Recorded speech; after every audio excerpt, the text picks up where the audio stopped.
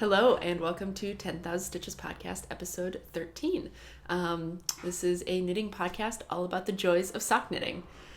Let's see, my name is Andy, and if you wanted to find me on the interweb somewhere, you can find me on social media as Purlbug, P-U-R-L-B-U-G. That's on Instagram, Twitter, and Ravelry. You can also find my blog at thepurlbug.com. And I'm trying to think of what else. Oh, and we have a group on Ravelry, the 10,000 Stitches podcast group. Depending on where you're watching this will determine where things are linked. If you are watching this on YouTube, there will be a link down in the description box below to the blog post for this episode, as well as the Ravelry group. And then any relevant links will be linked in the blog post below the video. There'll be any patterns or stores or anything like that linked below the video. Also, in the Ravelry thread for this episode, those links will also be under the video. I'm recording this on Sunday, February 27th, and this will be posted on Tuesday, March 1st. Crazy to think that it's almost March already. The Tuesday upload seems to be going pretty well, so I'm going to stick with that, I guess, instead of Wednesdays. So, yay. Let's see what we're going to talk about today. It'll be kind of like the normal format. So we'll talk about finished objects, works in progress, things that are coming up. We'll talk about the Knitalong, both the one that's ending, because by the time you guys see this, the current round will have ended and the next one will have started. So I'll go over the rules again for that. Question of the week, and then some chit chat. And I'm hoping that this looks a little bit different, but not too different. And I'll talk more about this later, but I have a new camera and a new microphone that I'm recording on. And it's really weird because, the camera currently is set up on a tripod right in front of me. So that's what I'm looking at. But my computer is over here. So like right now I'm looking at my computer screen. Right now I'm looking at the camera. So it's very strange to me because I'm used to having kind of like the live feed of what I'm doing right below the camera. So like I have to like really make an effort to not look at the screen. But this is just kind of how it has to be set up for right now to make sure that everything is in the right place. But like I said, that'll be changing soon, and I'll talk a little bit about that more in the chit chat. Also, because of this, because this is recording a little bit differently than what I'm used to, I'm going to be kind of recording this in like shorter pieces. Like normally I record it all in one go into iMovie, but I can't record using this webcam into iMovie. So hopefully it will not really be noticeable to you guys. There will just be a couple of like transitions or jump cuts or something. But yeah, I just don't want to crash my computer. So there's that. But the really cool thing about this webcam is that it can like focus on things like up close. So let me see if I can. So like now, if I want to, let's say, show you guys up close like the like information for a yarn, I can hold it up. And in theory, it should focus. How cool is that? So yeah, that's pretty awesome. Anyway, let's talk about knitting things. We'll talk about tech things later.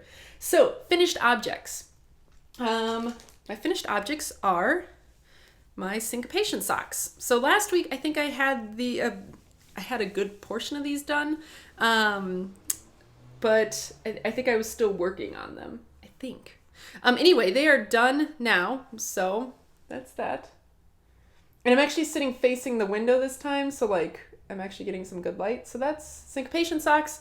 So these were for my little brother. So now they are done, and I'm just waiting on like one more thing to get finished up before I can send these off, because I'm going to send them with my mother's birthday socks, which were the twisted socks that I made forever ago, and the Socken Garippa, which are from my mother's man friend. So I'm just waiting to finish those up before I can send all of these out in one package, which needs to be pretty soon. So yeah, so these are done. These were 72 stitch sock on Patton's Croy in the Gentry Gray colorway, for a giant, like man-size foot.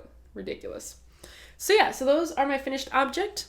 And then these have been in progress for a while. I have one finished. So these are the Socken Garippa that I mentioned.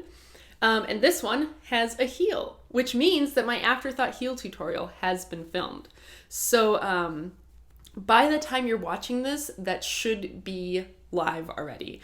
I exported it all today. I edited it and exported it today. So it should upload to YouTube today, Sunday, and be posted before this episode ever goes live. So, and basically I just kind of went through the process of how to like pick up the stitches, cut your yarn, get your yarn pulled out, and then get your first row. Like I didn't go all the way through the whole process because I assumed that if you know how to knit a sock toe, like that's all an afterthought heel is, right? It's just basically a sock toe. So I just went through like that really like hard, scary part of like picking up the stitches and getting that first row done. So yeah, so that is one of those done. And then the other one needs to be done still, but that should be done soon, hopefully. So these are kind of a finished object, kind of a work in progress, that hopefully I should have finished up. I'm hoping by the end of the day today. We'll see. And then my other work in progress. Oh, so I forgot to mention so if I'm looking up to this side that I'm currently looking at right now, that's because I'm looking at my notes. The Syncopation socks are by Mary Henniger. And of course, like I said, I will link all of this below the video in the places that I mentioned. Syncopation socks are by Mary Henniger. Sock and Garippa are by Sprott and Paula. And then the other work in progress is a pair of neon shorty socks that I am making for myself. So this one is done, and you can see like it's really short. Like it's a pretty short sock. And this is made with the Plymouth Yarns Neon Now in the colorway, I don't remember. I think it's 005. It's like this colorway with like pinks and blues and yellows and greens, and it's super bright and super neon. And for this, I had said last week that I wanted to try and figure out a way to do like a traditional wrap and turn heel, but make it as easy to do as the Fish Lips Kiss heel. And if you are observant, you will notice that this is the Fish Lips Kiss heel. So I didn't quite figure it out. I actually had done it on this one and then ripped it out because I didn't like it. Like a wrap and turn heel that I just didn't like the way that it turned out looking. And like I had people suggest like, oh, try German short rows or, whatever. And like, yes, those are good suggestions, but like there are already tutorials out there. Like I was mostly looking for a way to do it that would be easier, that I could then kind of record like a tutorial on and stuff. But like in terms of like doing short row heels, like there's already tutorials out there for that. Like I know, oh my gosh, is it Very Pink Knits? I think she has like a tutorial on how to do like that. So it's like, I can't do better than that. So, I had kind of an idea in my head of what I wanted to do, and I tried it and it didn't work out. So I went with the Fish Lips Kiss heel because it was easy.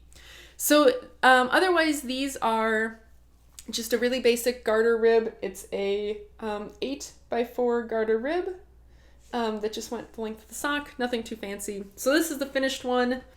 And then the other one is a work in progress that I don't have like a ton left on it, but I wasn't able to finish it up because I'm recording this at about 9:30 in the morning. So this will probably be done by the end of the day today. I just didn't have time to finish it before I recorded. And that's because I have things to do this afternoon, so I wanted to like record and everything before too much of my daylight got away from me. So yeah, 64 stitch sock knit on my US size 1s, which are 2.25 millimeter needle. So yeah, so those are my works in progress and my FO. So that brings us to what's coming up next. So we're done with ribbed patterns, which I will talk about more when I get to the Cal stuff. Just got an email, sorry. I was hoping that with my computer set off to the side here, I wouldn't be able to see things happening on it, but nope, catches my eye as soon as something happens. Anyway, I'll talk about this more when we get to the Cal stuff, but we are done with ribbed patterns now. Thank you. And we're on to cables. So that's kind of exciting. So the first cable pattern is the zigzagular socks, which I've mentioned before. And those are by Susie White. And it's like a super basic, like kind of just like 1x1 cable that just winds its way along the edge of the sock. So I thought that'd be like a good place to start for like anyone who maybe hasn't knit cables before and like that kind of stuff. And if I get the chance, I will maybe try and do a little tutorial on how to like do cables without cable needles. because ain't nobody got time for that. And I'm certainly not going to be using cable needles on like a lot of those like smaller cables, like ones that are under like 3x3. I'm not going to be lugging around a cable needle for that. So I will try and do a tutorial on that at some point, if not with the zigzagulars, with the next pair for sure. But anyway, the zigzagulars, I'm going to be using this yarn, which I used to show the awesomeness of my camera earlier. But anyway, this is Opal in the, I don't know, it says Emily, and then it says color 7252. Come on, focus, there we go. Anyway, it's Opal, and it's kind of these fun colors, which I thought would look really good with the zigzagular socks because it's kind of made for like variegated or like self-striping yarns. I haven't yet decided if these are going to be for me or for someone else. I guess I will have to ponder that through the rest of today because I'm not entirely sure who else I would make them for. So I might just be selfish and make them for myself. Or I could always just knit a tube and not put in a heel and do like an afterthought heel later and then decide later who I want them to be for. We'll see. Not quite sure. But I know it will be, I am going to knit it as a 64 stitch sock on size 1s. So that's what that's going to be. And then the next pair after that are going to be my first pair of knee-high socks. And I'm doing the little cable knee-highs, which is a pattern by Pearl Soho. And I've actually sort of knit the pattern before. Like I've used just like the little like cable on a pair of socks before, which reminds me, I totally forgot to show what I'm wearing today. Let's see if I can actually get my foot high enough for the camera to see. So this is what I'm wearing today. These are a pair of blueberry waffle socks knit with Patons Croy in the Route 66 colorway, and then the afterthought heel was done with Patons Croy flax. Okay. Anyway, little cable knee highs. So Pearl Soho, and I'm going to be doing that with a whole bunch of Patons Croy flax that I have. Because I have like 5 balls and then, or 5 whole balls and then a couple of like partials in this bag. So that is more than enough, I think, to make the knee highs with, especially because I'm also going to be using Patons Croy in the cameo colors. Come on, pull one of those out. You have a nice camera. Let's use it. Anyway, in the cameo colors, which is those really pretty blues and like purples and a little bit of black. So I'm super excited about this. So I think this is going to for sure be like the top fold over cuff and the toe. And I'm not sure if I have enough to do the heels or not. I also haven't quite decided how I want to do the heels because with the little cable knee highs, I want to knit them top down, I think, instead of toe up. I'm not entirely sure. I haven't quite decided because the pattern is written to do it toe up with like a faux heel flap, and I hate doing heel flaps when I do it toe up. So if I do it toe up, I will do it with like a fish lips kiss heel. But I might do it top down. I haven't decided yet because it might be easier to do the increases for like my calves if I can try it on as I go and kind of see if it's, too loose or too tight. So maybe I will do them toe up, but I'm going to probably do them then with like a fish lips kiss heel. Anyway, I'm planning on using this for the toe and the fold over cuff at the top for sure. I'm not sure if I'm going to use it for the heel or not because while I like the look of contrasting heels, it's kind of a pain in the butt, especially like if I'm knitting while I'm on the go. I don't enjoy doing that because then I have to have, even more yarn with me. So anyway, those little cable knee highs are going to be this and then the flax. And again, I think I might make those for my mother because she tends to wear knee highs more than I do. They just don't really fit in with my wardrobe. So like if I made them, they would just be like house socks. And even then I don't know that I would wear them that much. So like I might just make them for her because I think she would really enjoy those and appreciate those. So yeah, that is what is coming up. And so then let's get to Knitalong stuff. So like I said, by the time you guys see this, the first round of the Knitalong will be closed. I will probably lock the threads on the morning of March 1st when I wake up, because that way I don't have to, I figure it should account for any like time differences or anything. So that way it's for sure the end of February, wherever anyone is. I hope, I don't know. Anyway, I'll probably do it as soon as I get up on the morning of March 1st, and then I will use a random number generator to pick the winning post, and like I did with the 500 subscriber giveaway, I will probably let that person know like right away. Especially because, you know, this episode will go live on Tuesday, so I won't be recording for quite a while. And then it, you know, they wouldn't see it. So like, I want to get the prize out in the mail before then. So the person who wins will probably know well before the next episode goes up that they won. Anyway, so yeah, so let's talk a little bit about the prizes. I've shown these before, so I'm going to kind of quickly rehash.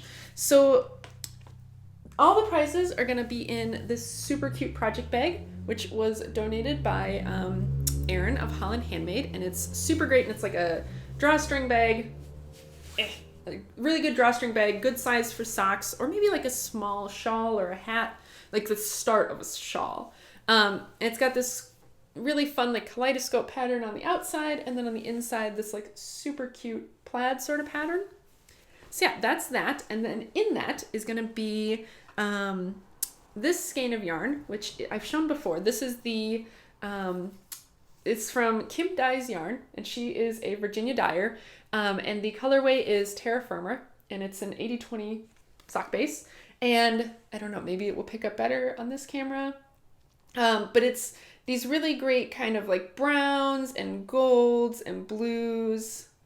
I'm trying to like watch the screen as I like turn it to make sure that it's like in focus. And there's some gray. It's just this really beautiful variegated yarn that, like I mentioned before, I picked this because while it's not necessarily like gender neutral, it is not pink or purple or like offensively feminine colored, because I know like even some female knitters don't enjoy those kind of colors of yarn.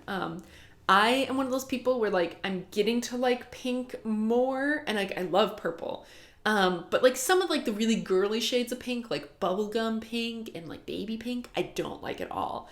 So like I tried to keep that in mind as I chose like the yarn colorway for this. So that's one of the prizes.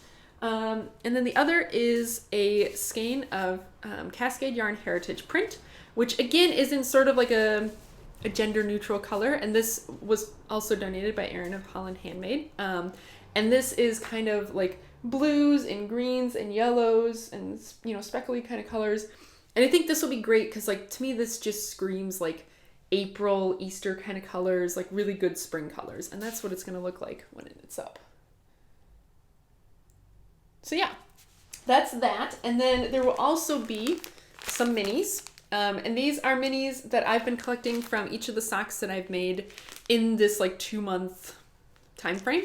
And I'm not sure that that every single pair of socks will have a mini, because some of them I will run out. Like with my, with my neon socks, I have this much left.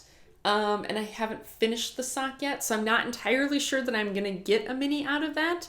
And if I do, I may only get one, in which case I will probably put it in like the batch of minis that's gonna be kind of given away at the very end. So yeah, and like the gray that I knit my blueberry waffle socks out of, also I don't think we'll have a mini to go with it, because I'm using that gray as the heels on my Sockin' Grippa.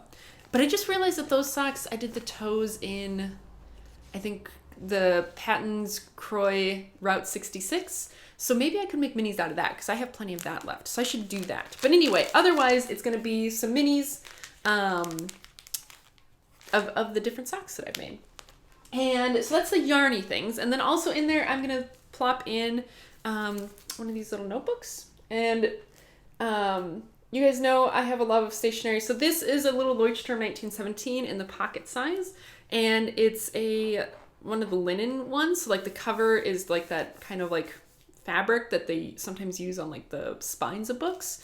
So it's really nice, super durable. I love these notebooks. It's kind of like a good first notebook. Like if you're not really into paper and stuff, like the paper in here is really good, but it's not like so good that like you feel like you have to be precious about it. Like it's a really good notebook that you can also just throw in your purse and write grocery lists on, or, you know, keep out in the shop or the garage and write like things like that in. So like it's nice, but it's not too nice. And then I will also be throwing in a selection of my favorite pencils.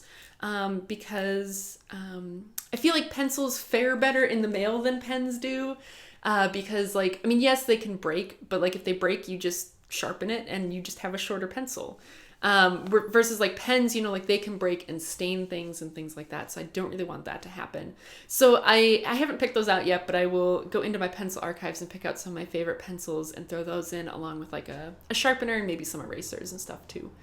So yeah, that will be the prize package. Not huge, but I feel like it'll be a fun little bundle for someone to get. So yeah, and I guess that brings us then to round 2 of the Knitalong. So round 1 was focusing on ribbed patterns. Round 2 is focusing on cable patterns. And again, by the time that this is posted and everything, I will start a thread in the Ravelry group, a new Chatter and FO thread, and I'll post the rules in there, in their entirety. And in the Chatter thread, similar to what I did with the Chatter thread for the ribbing patterns, I will also post links to the patterns that I have picked out that would be good inspiration. Like if you just have no idea what to do, I will link to the patterns I'm doing and be like, well, these fit what I've decided the rules are. So if you need kind of a leaping off point, maybe check these out. Again, you can always feel free to ask, like if you have a pattern in mind that you don't see linked there or that you're not sure about, let me know. Like link it in the Chatter thread and say, hey, how does this look? And chances are it'll be fine. It's just not one that I've seen before. So anyway, I will do that. But the rules, briefly, like I said, they will be listed in full in the threads. But the rules are basically that the socks have to be adult sized. And I get that some adults have small feet, like not everyone has gigantic feet like I do, but like they can't be a child size sock, you know, so like they have to be for a grown adult. And they have to, like you guys know I don't make the legs on my socks very long, like I prefer shorter socks, but basically like the leg of the sock has to extend at least 1 inch above where your ankle bone is. So that's typically about like a 4-inch leg at least. And basically that just means like no Rose City rollers, no shorty, you know, like no super short socks. Like, you know, like it has to, you know, have some ribbing and then have a little bit of leg and then, you know, you can turn a heel. So like this sock that I made, this neon sock, would not be long enough, like for me to submit. Like, even though like for me, it does technically come above my ankle bone, like this is shorter than what I would prefer. So like I would maybe want another inch or so on this for it to be what I would consider acceptable to enter. So yeah. So it has to have like a long leg. It has to be sock weight yarn. So basically nothing heavier than Patton's Croy, which, you know, as we know is, depending on the colorway, somewhere between a sock weight and a light sport weight, but nothing heavier than Patton's Croy. And for this, cabling has to be a major design feature. That does not mean that the whole sock has to be a cabled pattern. Like I'm doing some socks that are going to be like that, where like the entire like front of the sock will be cabled, but like it doesn't have to be like that. But like the zigzagular socks and like the socks on a plane, like those only have 1 cable on each sock. And same with the little cable knee highs, like there's only 1 cable, but like it runs the length of the sock. So like the cable is a design feature. So like that's what I want. Like, you know, the cables have to be an important part of the design. Like it can't just be like, I don't know, like 1 little cable and that's it. And again, if you're not sure, let me know. Just like ask in the Chatter thread and we'll see.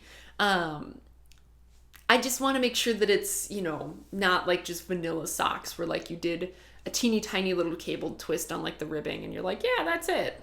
No, sorry. You got to work a little harder than that. So those are the rules. And like I said, those will be in the thread and that will be linked in the links because by the time this is posted, it will be up and time things. That will be that. And then I guess that brings us on to the question of the week. So the question of the week. I got some good responses last week to my question of the week about knitting things for someone that like you really struggled with. So like that was very fun to read and good to know that like I'm not the only one who does that. So my question of the week this week is a little bit different and it's, you know, so I don't see a lot of like yarn reviews out there. Like I have seen some, and of course The problem is like with yarn being a natural product, it's a little bit tougher to review. So my question is, yarn reviews. Would you guys like to see them? On the other side of the blog, like my writing stuff, I primarily do reviews. So like I'm no stranger to that kind of format. And I could come up with a good format for yarn reviews. But my question is like, would you guys be interested in seeing that? Like, they certainly would not be prolific. Like, it would maybe be one a month or something. So like, would you be interested in that? And if so, maybe what kind of things would you be interested in seeing? Would you be interested in seeing like torture tests, like running them through the washer and dryer multiple times, and how does it fare? I can do like force tests because I have access to stuff at work like that. Like I can do like hang weights off of it and see when it breaks. Things like that. Like, what would you be curious to see, or do you not care? Like, do you buy yarn based on how it looks and you don't really care? And of course, this would be like commercial yarns. Like, I don't want to do this with like hand spun yarns or something like that, because obviously like the reproducibility on that is not so good. But like on commercially based yarns, I could definitely do it. So let me know what you think about that. Yeah, because I could or I could not. Like, if no one's interested, then I won't. But if people are interested, then I definitely could. Yeah. So I guess that's going to be it for the knitting stuff. So if that's all you're here for, thank you for watching. I really appreciate it. And I will hopefully see you next week. But otherwise, I can chit-chat a little bit about the past week. And I'm going to actually try getting a few rows of knitting done while I chit-chat. We'll see how well this works. I'm one of those knitters where right now I can be knitting by touch and looking at you really creepily. But usually I have to keep like half an eyeball on my knitting because otherwise I tend to drop stitches or something. So we'll see. We'll see how this goes. I also don't know if the sound of the needles clanking together is going to be picked up by the microphone and be super annoying, but yeah. So a little bit, let's talk about the past week. Oh, first, so I did get some great responses to my kind of like secondary question of the week last week about like backhanded compliments and stuff. And so I really appreciated that kind of insight. And like, I'm glad to know I'm not the only one who's kind of gotten those comments and like thought about them. And it really seemed like a lot of people's responses kind of similar to mine, where like, if you feel like you have a good rapport with that person, then you can, maybe talk with them a little bit about kind of why you do what you do. But otherwise, a lot of the time, it's kind of like, you don't have enough time to really say anything. And if you do say something, like sometimes they can come across as like really snarky and like kind of turn that person off. So yeah, it was very interesting to hear like other people's experiences. And so yeah, thank you for sharing those. I appreciate that. So let's talk a little bit about the past week, and I'm just going to move my notes down onto my lap so that I can take a look at them. And oh my gosh, like right underneath my nose itches so bad, and I don't know why. So about this past week, so I'm trying to think kind of about like the order in which things happened. So like, started out pretty normal, and then we had a very rainy day on Tuesday, just kind of like a gross, wet kind of day.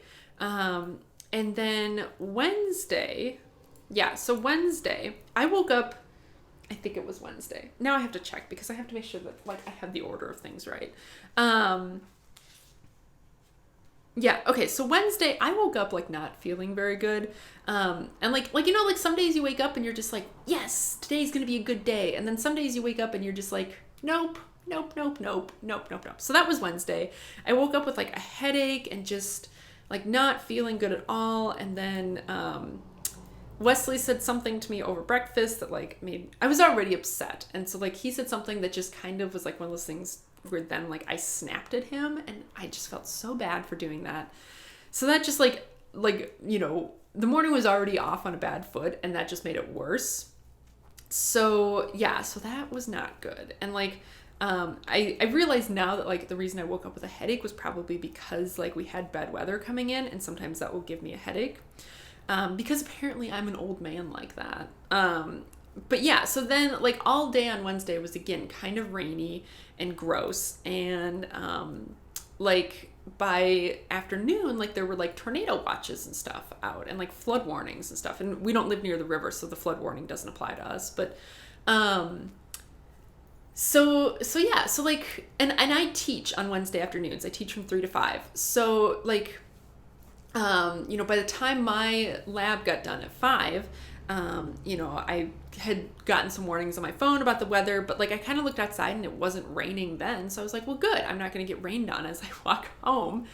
So, I go to, start walking home, and like, first of all, like when I stepped outside, it was like super warm. Like it was like 70 degrees and like super humid. And I was like, so then I'm like walking home, and I like text Wesley to let him know I'm on my way home because he was already here. And he texts me back and he's like, well, we have no power here. And I was like, well, that's great. So, so obviously that meant that like cooking dinner was not going to happen because we have an electric stove. So I picked up dinner on the way home, and all of that. And like by then, Wesley and I had kind of, like we were fine. Like, I mean, we had a little argument over breakfast, but like it was fine. And then, my headache was gone and all. So like the day had improved definitely. Although the lab that I was teaching had not gone so well. So there is that. But, yeah, so I picked up dinner and came home, and like by the time I got home, it was really looking kind of not so good. And like by that time, then now like there were tornado warnings out, not necessarily like for where we live.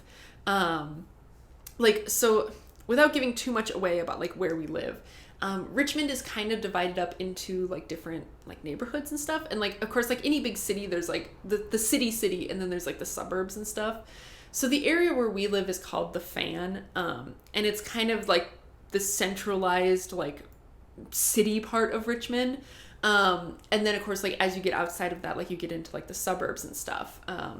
So like the Fan was not really in any danger, but like further to the northwest of us is an area called like Short Pump, and that is like that area I think was where like the really like tornado danger and stuff was.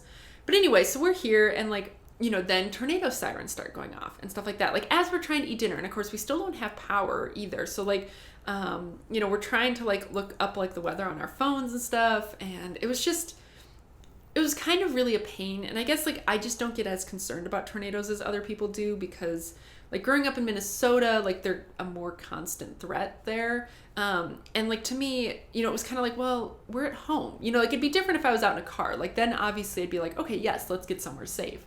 But it was kind of like, well, I'm at home. Like, I don't know what more I could do. Like we don't have a basement here or anything. So like the best we could do is like kind of sit in like our stairwell. But it's kind of like, it's either there's going to be a tornado or there's not, but like getting stressed out about it doesn't really make much of a difference. But anyway, so yeah, so there was a lot of rain, tornado sirens and stuff going off, but we were fine. And it was nice because our power came back on by like 8 o'clock. So like that was really good to not, have to worry about like the food in the fridge spoiling or anything like that. But it was a little bit of excitement, for midweek. And then let's see the rest of the week. So then Thursday and Friday were mostly dominated by the fact that like my hip hurt really bad, and I didn't know why. All I knew was that like my hip hurt, and it was really annoying, and definitely like kind of kept me from getting things done that I needed to get done. Like I had planned to like mail the 500 subscriber giveaway prize on Thursday, didn't get a chance to because I just like could not have walked to the post office. So things like that, just kind of a pain. No pun intended. But yeah, that cleared up then. So like otherwise what's going on with us is Wesley and I are trying to build a computer, and that's part of why I bought he bought me the camera and I bought the new microphone, is because we want to build this computer, a desktop, because both of us have like laptops that are not really powerful enough to do some of the things that we want to do. Like Wesley wants to like play computer games and stuff, and like mine just barely handles like the video editing stuff. So we just wanted to build a little beefier machine. So this past week we ordered all of the parts for that. So they are all in the mail in various places, heading towards us, which is going to be a pain over the next week because like the company that we ordered them from won't deliver to PO boxes, which means that like we have to be home when they're delivered by like FedEx, which is a pain because FedEx wants to deliver at like 11 o'clock in the morning. It's like, well, that's great because, both of us have lives. And so make for an interesting week. But luckily, like, it's such that, you know, my job is flexible enough that, like, I can pop home for a little while if Wesley can't be here. So yeah, so hopefully by next weekend we will have that all put together. And I was thinking about, like, doing like a little like montage of us putting it together and like kind of putting a clip in about that if people are interested. But anyway, yeah, so like that obviously won't have like the built-in like camera and microphone stuff like my laptop does, which is why I bought the new stuff. And I'm playing with it today because I like to play with my new toys. So yeah, so that's been that. Oh, and I forgot. So that, oh my gosh, created a little bit of drama for me on Thursday, I guess it was. Because what we did was we put all of it on like my credit card since I get like cash back, and then Wesley was just going to pay me back for his half of it. So, you know, I charged it, or well, actually I left my card with Wesley because he had it all picked out on his computer. So I'm like, okay, fine, charge it to my card and then it'll be fine, you know? So I'm at work, like doing work stuff, and all of a sudden I get an email from my credit card company saying, hey, we think we've detected a fraudulent charge. And I was like, what? You know, so then of course I call the number like in the email without looking at like my account online, which was like really my big mistake. So like I call them and you know, they're like, yeah, we detected this charge, you know, to your account. And I'm like, yeah, it should have been to such and such company this morning, you know, I ordered some stuff. And they're like, yeah, okay. And like, you know, they said it's for whatever amount, and I'm like, yep, that's what it was. But then it was like super confusing because the guy was like, and then there was a charge yesterday for like $1,000, and then another charge yesterday for like $75. And I was like, no, that's not right. You know, like I was like, there should have been one charge for, you know, whatever today. And I don't know if maybe like the yesterday part was maybe because like the call center was not in the US here. So maybe like the dates were kind of goofy. I don't know. But anyway, I think he just like didn't know what he was doing, because as it turns out, like this company that we ordered through, like the majority of it like went straight through them, but like they did 3 separate transactions because of like how they work with like third-party vendors and stuff. But the point was like it all added up to the right amount. So like as soon as I had gotten off the phone with the fraud guy, like I got online to my account and I looked at it and I was like, oh, that's all like fine. Like I don't know what he was saying, but like the problem was like when I was on the phone with him, like he was confusing me. So then I was like, well, that's not right. Those charges aren't right. So then he's like, okay, well, then we're going to, you know, close your card and, you know, cancel the card you have, and we'll send you a new one, and we'll mark these charges as fraudulent. So then, of course, afterwards, as soon as I had gotten online and seen it, then I was like, oh, shoot. You know, so then I had to call them back and be like, no, that's all fine. Like, please don't cancel those charges. But of course, by then they had already canceled my card. So like I did actually get a different card, but it was just such a pain because like, you know, I guess I learned a valuable lesson that like if I get an email like that, I should check my account first instead of calling them, because like had I done that, it all would have been fine. But it was just like very annoying and very like stressful, like, you know, to deal with like over the phone, like all of that. So, but yeah, everything now is like on its way, so that's good. And yeah, otherwise, like the only other thing exciting happening in my life, and this is not necessarily exciting in a good way, but like I've mentioned before that I am gluten intolerant, and every so often I like to test whether or not I really am.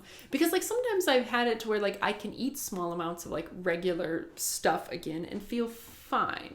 So like I wanted to test that again. So like yesterday I went and bought some of that like sprouted Ezekiel bread and tried a piece of that with my lunch. And like afterwards I felt okay, and then I had to like walk up to my office and do something up at my office, and like by the time I got up there I was like super shaky and like just like super tired, and like my stomach like didn't feel very good, not in like a oh my gosh like, you know, need to go to the bathroom kind of a way for like something like that, but it was like a like just like warm, like my like stomach like felt warm in like a kind of weird way. So it was kind of a bummer.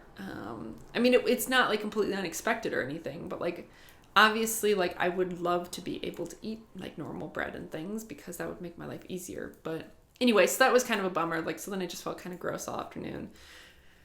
But yeah, otherwise, more tutoring today, like I've mentioned before. And yeah, that's it. Pretty boring week. But I mean, not it wasn't a boring week, but it was, I guess, what I consider kind of a normal week. So I think I will wrap it up there. I feel like I've been yakking for a while. And I don't know if it's because like I'm just staring at a camera instead of like staring at my screen like I usually do, but like I definitely feel like very different about like this whole process. Like it just feels very different now and feels very, I don't know. I will have to get used to it. But yeah, hopefully I can edit all of these pieces together and stuff and it won't be too bad or too jumpy or anything, and hopefully the quality is better. Like I made a joke yesterday that I hope it looks better and sounds better, but not too much better, because then I'll feel like bad about like the stuff that I did before, even though like that was fine. But I hope that this looks and sounds better, and I hope that like as I learn to use them more, like I'll be able to like really utilize all the features. But yeah, I guess that's gonna be it for today. Thanks for hanging out with me, and I hope to see you guys next week. Bye!